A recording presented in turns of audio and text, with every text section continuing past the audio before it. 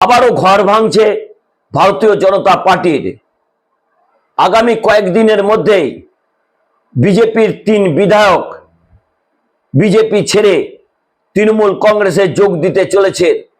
অভিষেক বন্দ্যোপাধ্যায় বিদেশ সফর করে ফেরার পরেই তারা আনুষ্ঠানিকভাবে বিজেপি ছেড়ে তৃণমূল কংগ্রেসে যোগদান করবেন, যা অত্যন্ত দুশ্চিন্তার কারণ হতে চলেছে বিরোধী দলনেতা শুভেন্দু অধিকারীর কাছে।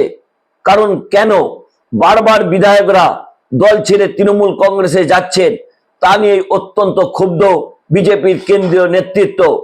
কেন্দ্রীয় নেতৃত্বের পক্ষ থেকে সুনীল বানসাল পরিষ্কার করে জানিয়ে দিয়েছেন, কোনো বিধায়ক এবং নেতা যদি দল ছাড়েন তাহলে তার দায় কোনো মতেই বিরোধী দলনেতা শুভেন্দু অধিকারী এবং বিজেপির রাজ্য সভাপতি সুকান্ত মজুমদার দায় এড়াতে পারেন না।